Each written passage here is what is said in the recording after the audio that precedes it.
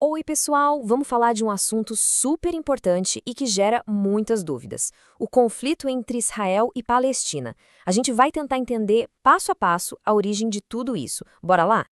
Então a grande questão é essa, né? De onde veio um dos conflitos mais longos da história moderna? Para a gente entender o que acontece hoje, não tem jeito, a gente precisa viajar lá para trás na história. E o palco de toda essa história é aqui. Dá uma olhada nesse mapa. É uma faixa de terra bem pequena, sabe? Espremida entre o mar Mediterrâneo de um lado e o Rio Jordão do outro. Pequena no tamanho, mas, nossa, gigante na importância histórica e religiosa. Beleza, então. Para começar, vamos ver quem já mandou nessa terra ao longo dos séculos. Olha só que curioso, o próprio nome Palestina já conta uma parte da história. Não é um nome que surgiu do nada. Ele vem lá do grego, significa terra dos filisteus. E quem deu esse nome foi o Império Romano, basicamente como uma provocação, sabe? Depois que os judeus da região se rebelaram. Isso já dá uma pista de que a briga por essa terra, vixe, é muito antiga. E por falar em quem mandava, essa terra já viu de tudo. Vários impérios passaram por lá depois dos romanos. Mas, porque a gente precisa entender hoje, o nome mais importante é este: Império Turco-Otomano. Pensa bem, eles controlaram a região por 400 anos. Isso só mudou com o fim da Primeira Guerra Mundial. Ok, agora a gente vai dar um salto no tempo. É aqui, no comecinho do século XX, que as sementes do conflito moderno, esse que a gente vê hoje nos jornais, foram de fato plantadas. Então, imagina o cenário. Entre a Primeira Guerra e a Segunda Guerra Mundial, a vida para os judeus na Europa ficou muito, muito difícil. A perseguição, o preconceito contra eles, o que a gente chama de antissemitismo, cresceu de um jeito absurdo. Muita gente foi forçada a fugir, a procurar um novo lar. E ao mesmo tempo que isso acontecia na Europa, um movimento político começou a ganhar muita força: o sionismo. A ideia central do sionismo era bem clara: criar um país, um estado próprio para o povo judeu. E onde seria esse lugar? Justamente naquela terra que eles viam como o berço de sua história. Então a gente tem esses dois movimentos acontecendo ao mesmo tempo, sabe? A perseguição na Europa e o sionismo ganhando força. E a junção dessas duas coisas vai levar a gente para um momento que muda tudo. Aí veio a Segunda Guerra Mundial, e com ela o horror do Holocausto, o assassinato de 6 milhões de judeus. Foi uma coisa tão terrível, tão brutal, que o mundo inteiro ficou chocado.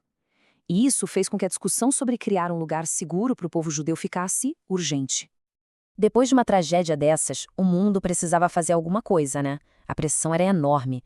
Então, qual foi a principal ideia que surgiu logo depois que a guerra acabou?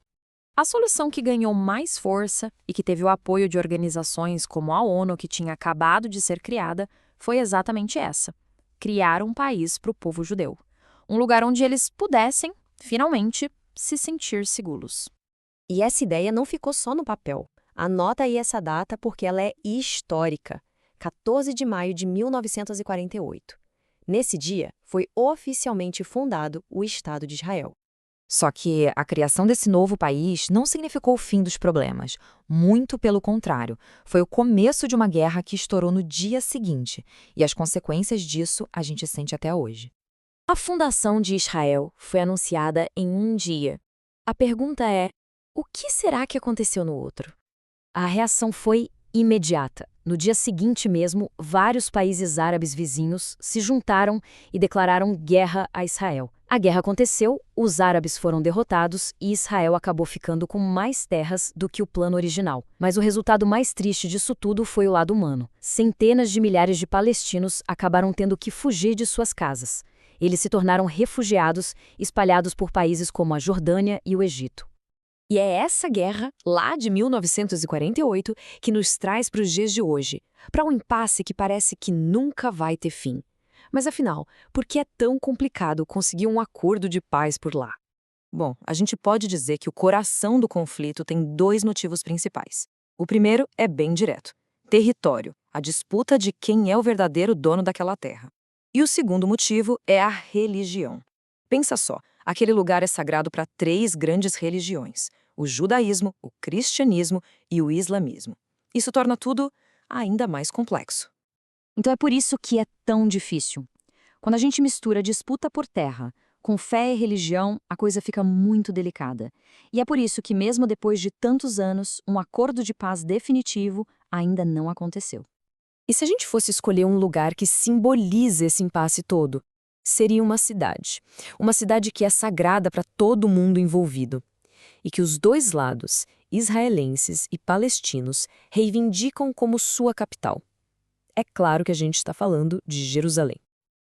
Ufa, é bastante coisa, né? Mas calma, para ajudar a organizar as ideias, vamos fazer um resumão bem rápido e logo depois um pequeno quiz para ver se ficou tudo claro. Estão prontos?